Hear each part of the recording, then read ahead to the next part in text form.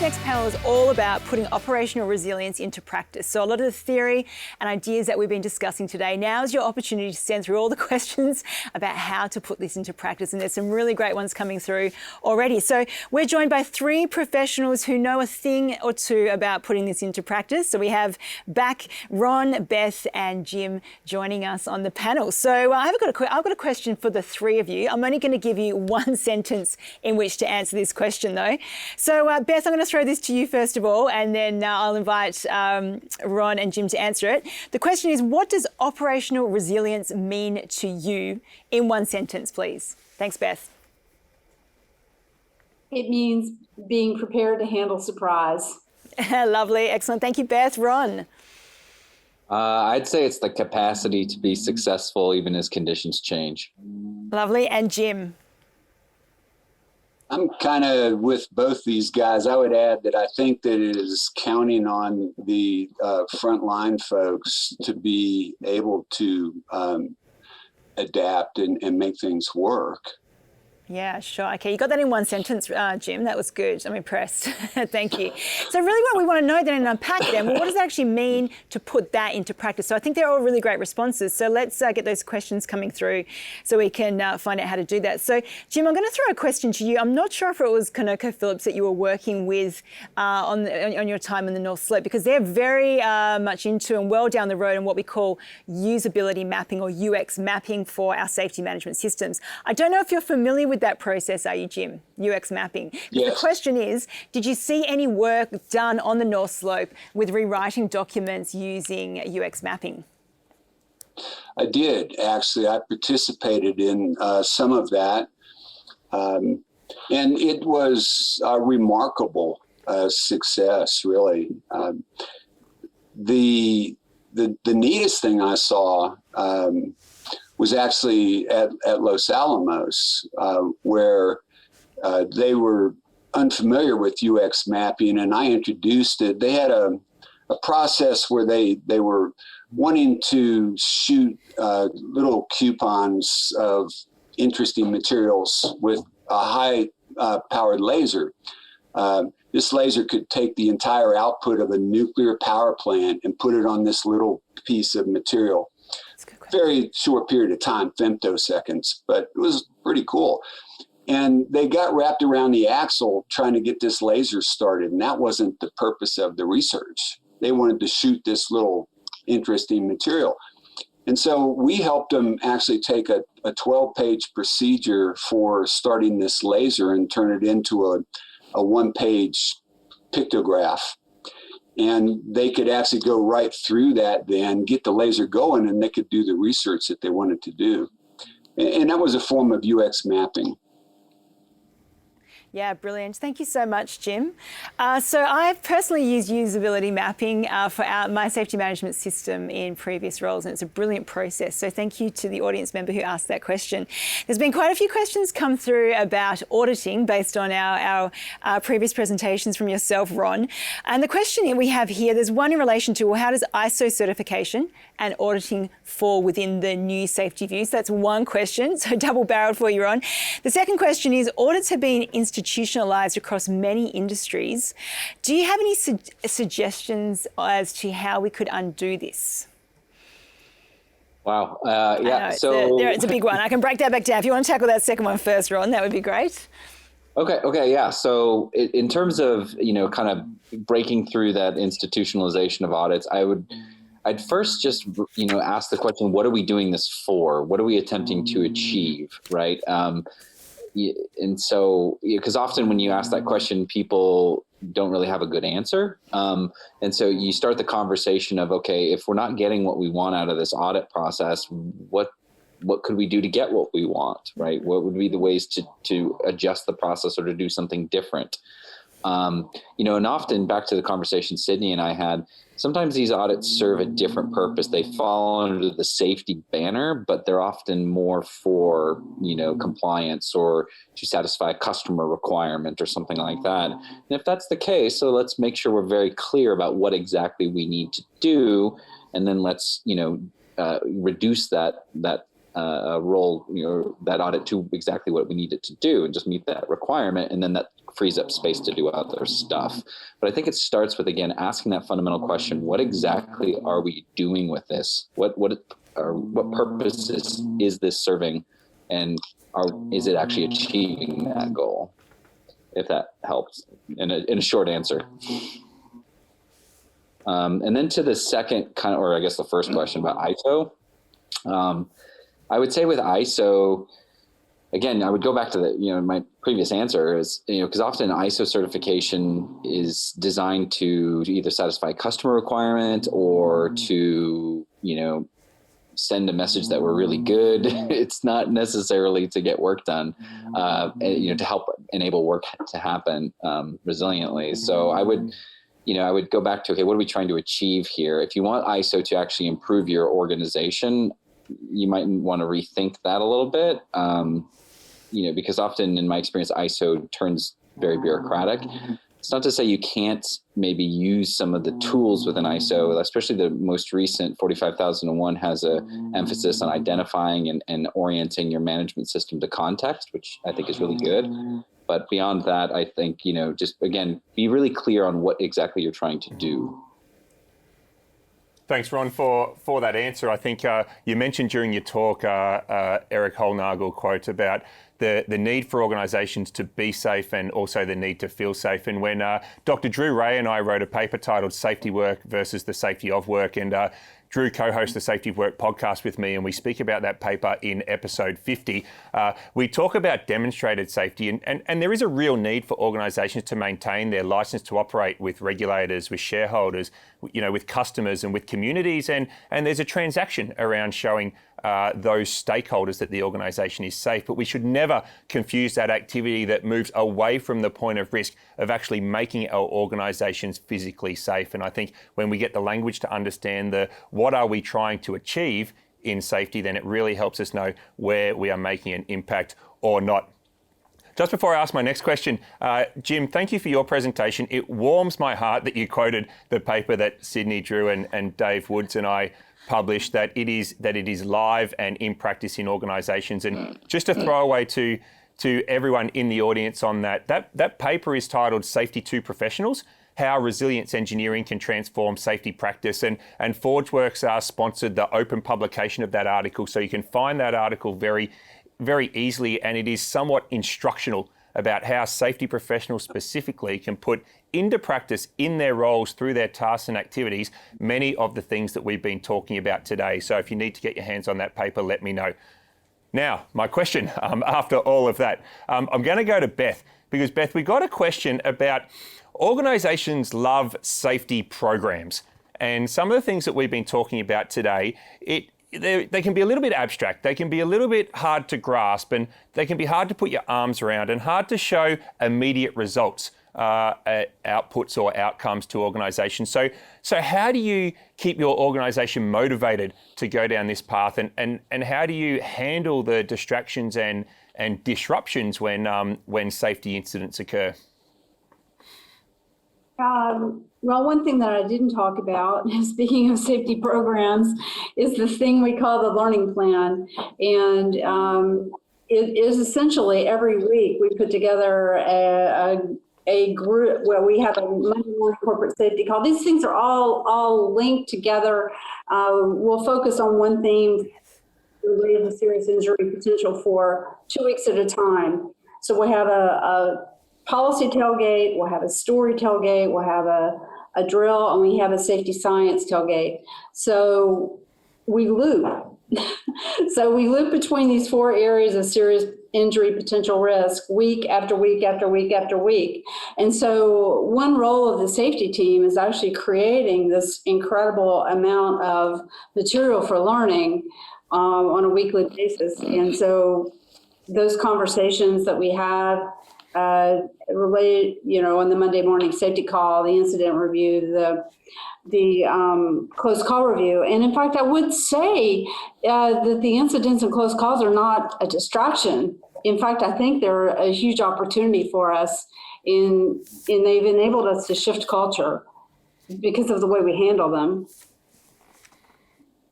Excellent. Thank you, Beth. Now, I've got a few other questions for you, Beth. Your presentation's generated a bit of interest here. An audience member has asked, how are the questions and their answers practically captured? Is it via an app, paperwork? How do we collect this wealth of information? And there's also a request to get a copy of those questions as well, if possible. Sure. I guess if folks have my email, I'll be glad to share the questions. And so it's how the questions are captured are me typing them. So I'm on the calls that we have, the incident and close call review calls every week, and I'm just capturing the questions that our leaders ask. They're incredible questions. Thanks, Beth. And look, rather than have 1,000 people email you, Beth, we'll collect that information and we'll get it out to everyone who's registered for today. So we won't put you through that volume of administration, Beth. You have more impactful things to do in your role at Lewis Tree than do that. Sydney, I'm going to throw to you, and I don't know if you want to pick a question or ask your own question of the panel, or even make any reflective comments on the early answers and the questions that we've asked. Thanks, Dave. Yeah, so here's an interesting question that relates to what's on Beth's polo shirt. And I'll get to that in a very quick but slightly roundabout way, which is we talk a lot, Beth, about ownership and owning safety, and safety being an operational issue rather than a bureaucratic activity. You're wearing a polo shirt which says employee owner. Now, this generated some interest in some of our audience. And so tell us more about employee owner. Well, I mean, and what that means for safety. Okay, so it means that the employees own the company. I mean, in its most simplest terms. But what it means for safety is that we work it together. And I'm going to actually, when I described that learning plan, I said safety. I should have said safety and operations, because we are partners. And so we actually work hand in hand with the executives from operations, the regional vice presidents, in what we're doing and designing with respect to safety. It also means that, I think this is important, and it speaks a little bit to what Dave mentioned, is that we're highly, highly, highly focused on the safety of work versus safety work. And in order to make that transition, it was really key that the safety specialists have done the work. So now when we're filling new safety roles, we're actually recruiting people from the field. And so they're able to coach on the technical aspects of the work. And it's been a game changer for us. When you do that, though, Beth, fair. Do you see a negative of that? What I mean, for example, is that operational people may get lost in, indeed, the technical coaching of the task rather than the safety requirements or the risk management, or is that implied in their technical expertise? Well, because of the nature of our work, which is not highly proceduralized, which I love. They have to know the work in order to be able to see the risk. So it's essential. Yeah. And then the other part, we teach them. The other part, I mean, we're constantly, as we go through this learning plan, we're talking about safety science, human performance all the time, week after week after week. So we develop. But the question at the logical end of that line of reasoning is, why do you have safety people at all? Why are you there? Oh, that's a really good question. Well, I mean, that wasn't meant existentially. I mean, why are you here? That's, and I know it's late at night in New York, so you can take that a lot of ways. But you understand the question, right? I mean, if it is so operational and so completely overlapping with and embedded in the technical expertise necessary to do the dynamic, non-procedural job, then why the hell do we have safety people? Because we bring in the safety science, we bring in the human factors part. What use is that? It's extremely useful. And in fact, I would love for you to review some of our drills, because we're looking at when you bring in the human factors, it helps you understand why, for example, you can't perceive certain distances. I mean, it's like the missing link. Yeah. So just give us a ratio of frontline employees and safety people. How many of each? Yeah, sure. I mean, I can't do the math in my head, but we have about 4,500 employees. And we have about 20 safety people. So. And out of the 4,500, how many on the front line? Most of them. Yeah. All right. 400. Okay. Cool. Good. No, that's fascinating, Dave. That's the brief conversation I wanted to engage you with Beth. I could go on with the others, but I'll give it back to you first because I don't want to hog. Go ahead. That's thanks, Sydney. Thanks, Beth. I have one last question, which I'm going to throw to Jim and Ron. So this individual in the audience, it's a really great question. He's looking for a little bit of advice in terms of introducing the new view of thinking around safety to the leadership team.